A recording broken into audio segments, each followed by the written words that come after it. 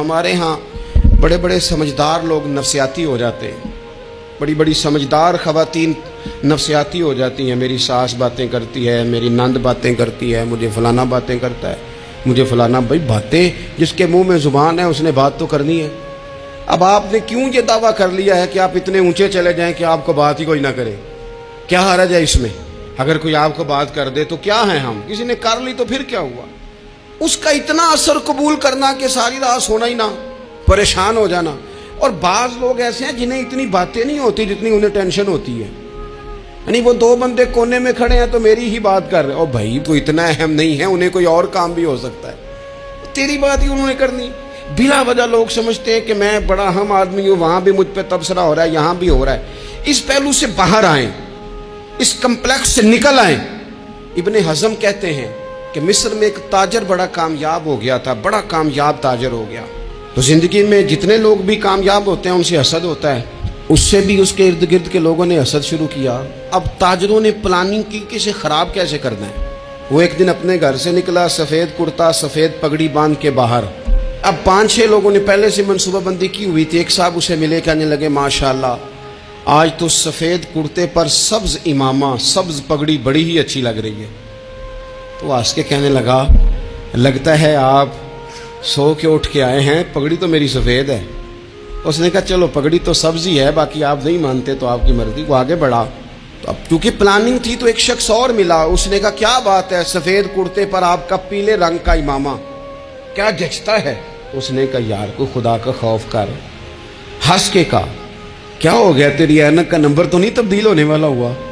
اور بھائی میں نے تو سفید کرتا اور سفید ہی امامہ باندھا ہے. اب 2-3 لوگوں کی دفعہ تو وہ مسکرایا، لیکن وہ ڈھیر سارے لوگوں نے منصوبہ بندی کی تھی. وہ جب چوتھے کے پاس گیا تو اس نے بھی کہا کہ کیا بات ہے سفید کرتے پر پیلے رنگ کے امامے کی. اس نے کہا پیلا کہاں ہے؟ اب وہ غصے ہونے لگا. اب وہ چھٹے کے پاس گیا تو اس نے کہا جناب کیا بات ہے سفید کرتا اور کالا امامہ. اب وہ غصے میں اتنا باولا ہوا کہ پہلے ہنسا پھر رویا. پھر اسے سمجھ نہ آئی کہ دکان کا تالا کس چابی سے میں نے کھولنا ہے. بس وہ شام ہوئی تو اس بیچارے کو بچوں نے روڑے مارنے شروع کر دیے. وہ اتنی تکلیف میں آ گیا کہ لوگ اسے پاگل کہنے لگے. کیوں؟ اس لیے کہ لوگ منصوبہ بند، افواہ تھی نا کہ میری طبیعت خراب ہے، تو لوگوں نے حال پوچھ پوچھ کر بیمار کر دیا. لوگوں کی باتیں، لوگوں کے تبصرے، لوگوں کے کومنٹس. بولے امام شافعی، امام شافعی فرمانے لگے لوگوں کی باتیں پتھروں کی طرح ہوتی ہیں، یہ روڑوں کی طرح ہوتی ہیں. اگر انہیں کمر کے اوپر رکھ لو گے نا تو یہ تمہاری کمر توڑ دیں گی، اور اگر تم ان کو اپنے پیروں کے نیچے رکھ لو گے تو تمہارا قد اونچا ہو جائے گا. بس دنیا میں وہ لوگ پریشان ہوتے ہیں جو لوگوں کی باتوں کو کندھوں پر سوار کر لیتے، جو پیروں کے نیچے رکھے، جو پاؤں کے نیچے رکھے ان کا قد. وہ پرانے زمانے میں نا عارف رومی رحمۃ اللہ علیہ فرماتے ہیں کہ ایک بیل گائے گر گئی تھی کنویں کے اندر. تو اب وہ لوگ اس کو نکال تو نہیں سکتے تھے، تو انہوں نے اس طرح کیا کہ مٹی ڈالنی شروع کر دی کہ اب بدبو آئے گی، پریشانی ہوگی، تو اس کو بند کر دیتے ہیں اندر ہی کنویں کو. کنواں نئی جگہ پہ کھود لیتے ہیں. انہوں نے جب اس کے اندر مٹی ڈالی نا تو وہ گائیں جو تھی وہ مٹی جھاڑ کے تو مٹی کے اوپر آ گئی.